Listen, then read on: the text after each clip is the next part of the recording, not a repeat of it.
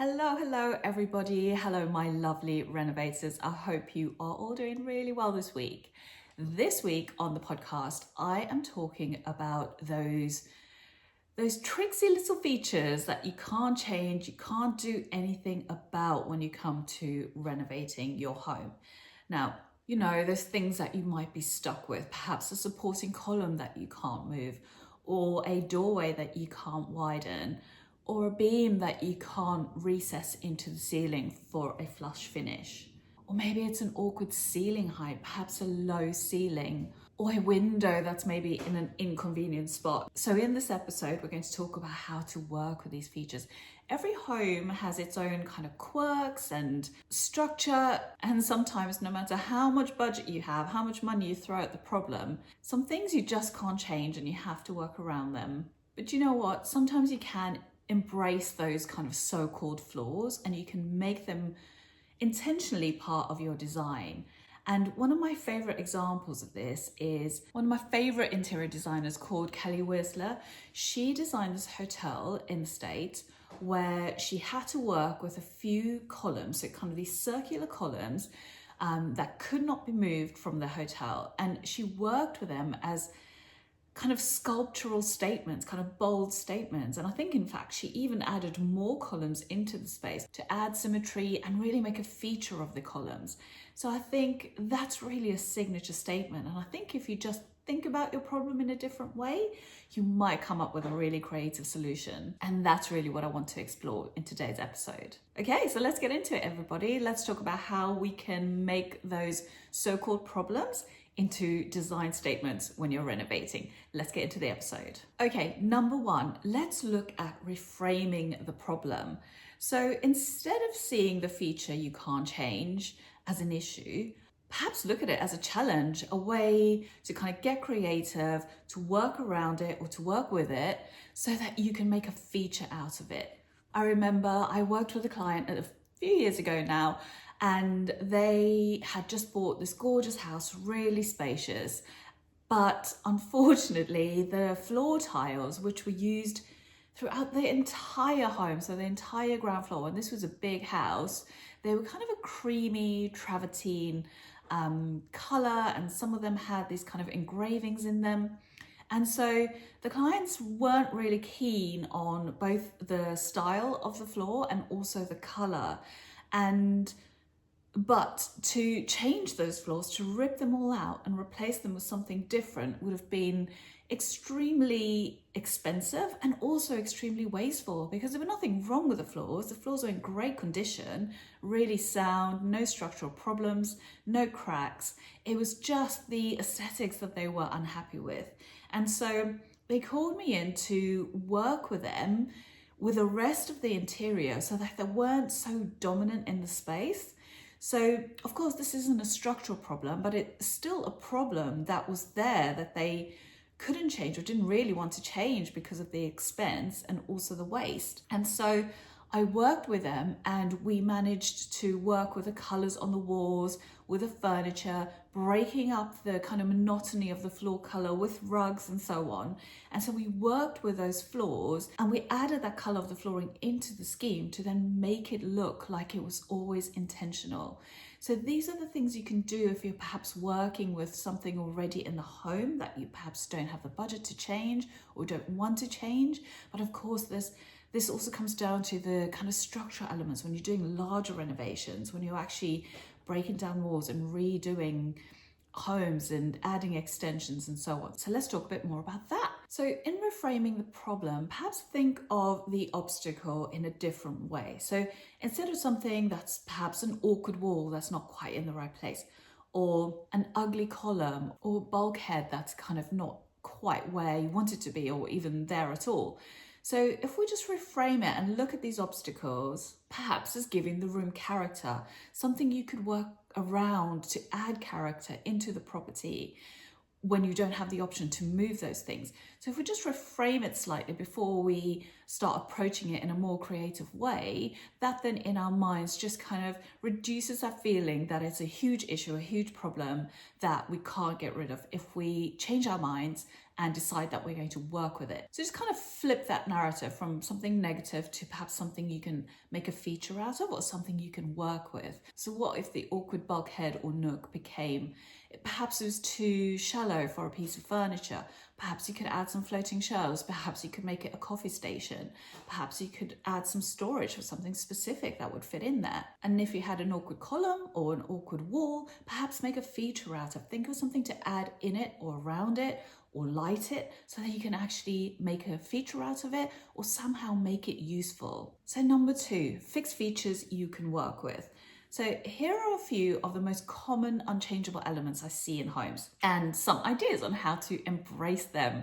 So number 1, support columns. So I would say you don't always have to disguise these. Sometimes you can dramatize them. If you wrap it in a really cool finish, you can wrap them in timber. You can add a marble effect plaster. You can find really, really amazing wallpapers now that you could add to that column that make it stand out. It could be texture, it could be something that looks like wood, it could be something that looked like stone. So you can really make a feature out of it. Even tiny tiles wrapped around a circular column even, or a rectangular column, can really add an amazing feature. There's so many gorgeous tiles out there now, and that would really make a stunning feature out of a column, especially if you have 2 that frame a space.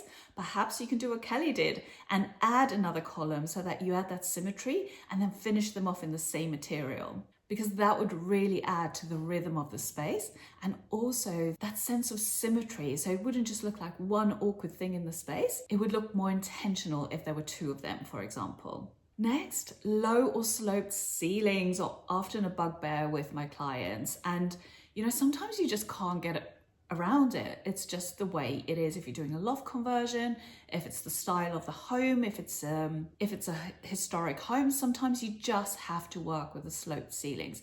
And sometimes I feel they can be quite fun to work with. And if they are low, sometimes what I love doing is painting the entire room in quite a dark, cocooning, kind of welcoming color.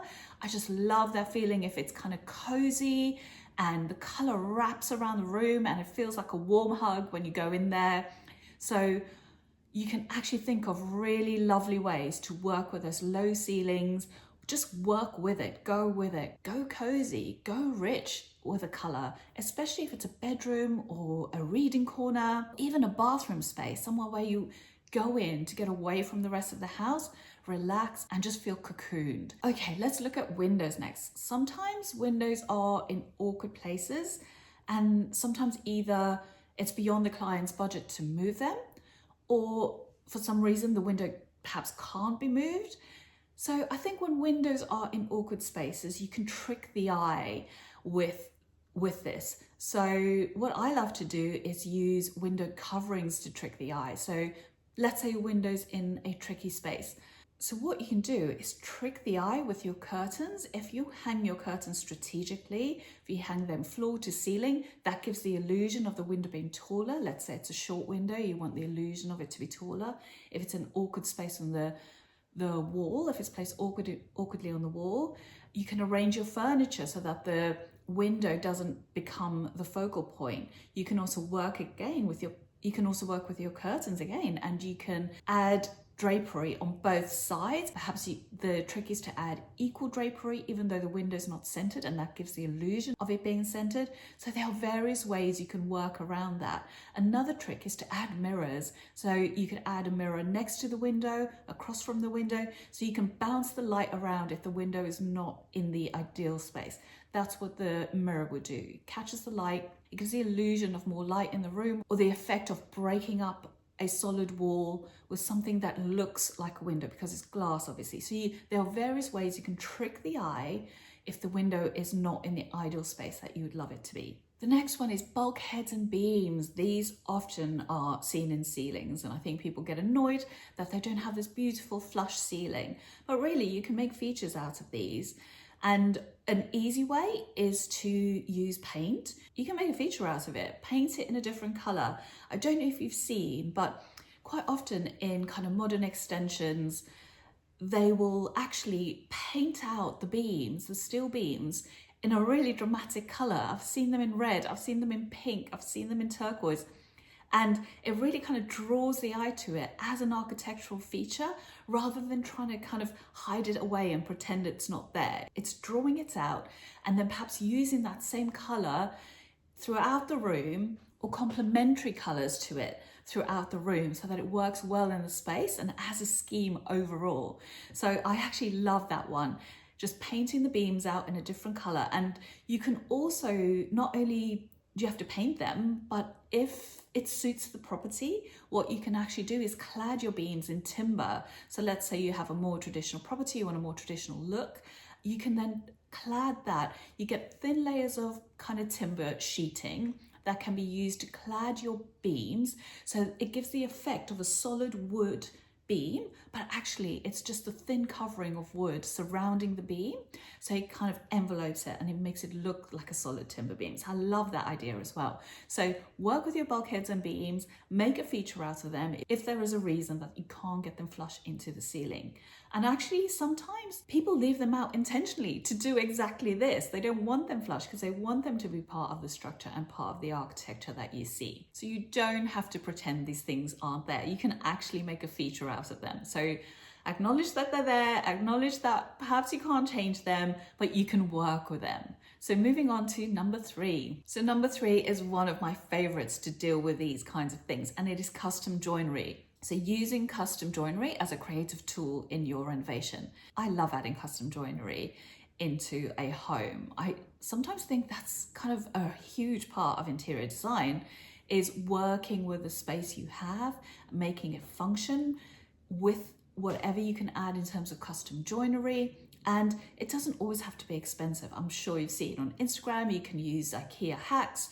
You can use ways where you can use off the shelf shelves or wardrobes or whatever it may be and make it look custom by kind of building it in, perhaps getting a carpenter to make it look more streamlined. So I love using custom joinery. For example, if you can't move a wall or a pipe, custom joinery is your best friend. You can build it in and make it into a feature. And it can make awkward spaces feel quite intentional, which is quite a lovely thing. So let me give you some examples. You can build around pipework to create kind of storage nooks or bench seating.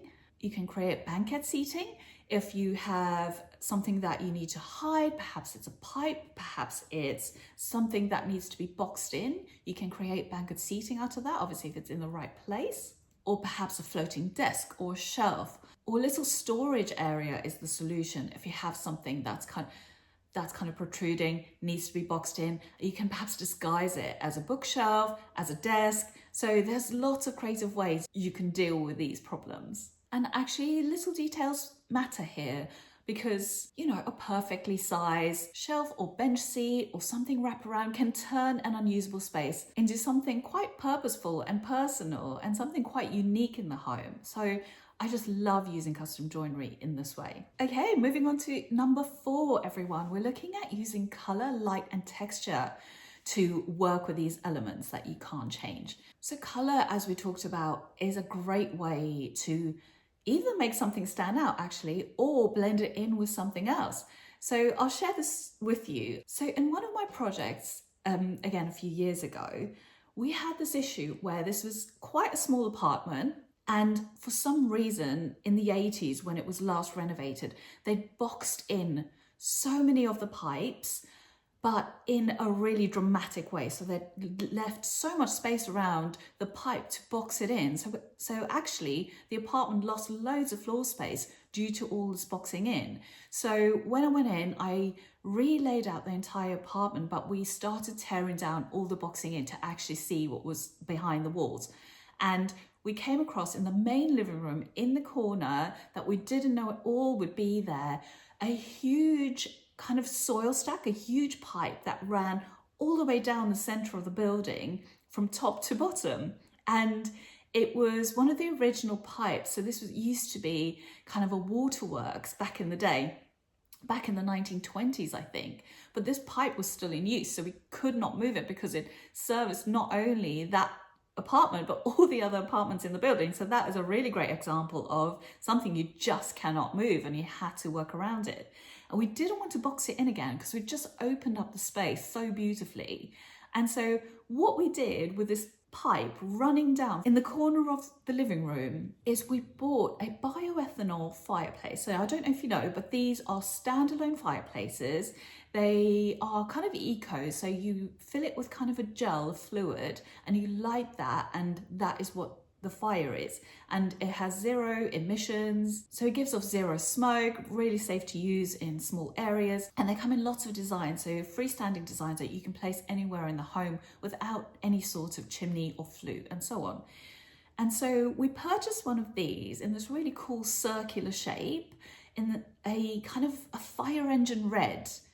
And what we did is we just placed it in front of the soil stack, in front of this pipe, and then color matched that red and painted the soil stack in the same color so that it looked like one element. So in the corner of the living room, we had what then looked like a round fireplace with a red pipe running behind it up to the ceiling. So it just naturally looked like a chimney. So that way we tricked the eye in many different ways. We also didn't lose the extra space by having to box that in. And also it made quite a lovely feature, and it just looked like one element. No one ever questioned or saw. It was just a freestanding fireplace placed in front of a pipe. It just looked as one piece because they were painted the same color. So this is exactly what I mean. It was working with something that you cannot change, but making it look intentional and making it look like it was just meant to be. Okay, so now let's look at lighting. So lighting is a great way to make something look intentional as well. Let's say we're working with the columns we've been talking about. If you have a column that you cannot move, and let's say you have worked with it, you have clad it in perhaps in a tile or a wallpaper or a texture, and let's say you have added another one to add that symmetry. The next thing that really makes it look intentional is to light those beautifully. And a way you could do that is with perhaps 2 floor lights that illuminate the 2 pillars from below and pick up on the textures and pick up on the tile or the color or whatever you've used on the columns. So lighting is an amazing way of making something look intentional, especially when it comes to architectural features. Or let's say it's a bulkhead or an alcove. You could use lighting in a similar way. You could add lighting at the top, you could add lighting at the bottom, you could light that recess so that it looked intentional, like a box that glows in the evening.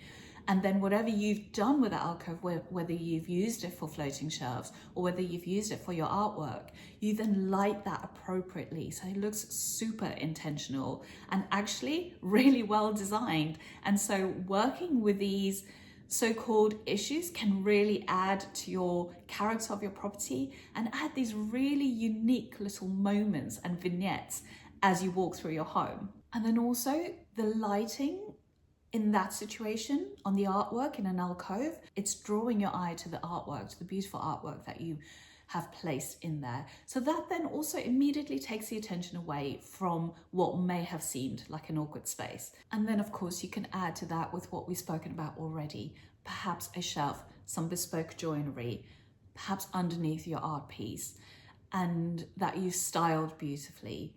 So all of those things draw the eye to what is actually beautiful and makes your awkward space look actually intentional and really lovely. So that brings us to the end, everybody. That brings us to the end of this episode. So don't be discouraged if you're working with a wonky corner or a too low ceiling or an annoying column and you're thinking, oh, why is this even here? Don't be discouraged. You can work with it and you can make it into a feature. Because a lot of the time, good design isn't always about working with something that's perfect from the start. We have to work with the flaws, we have to work with tricky situations. We just have to reframe them and be creative and look at them differently. And then turning it into something you're proud of, something that works in your home and for you. So I really hope that's given you loads of ideas, everybody, for if you happen to be working in a tricky space or you have some of these challenges in front of you, some of these things you can't change. I hope I've given you some ideas today and some inspiration of how to work with it. But that's it for this episode. And I hope to see you in the next one. But it's bye for now, everybody. See you next week.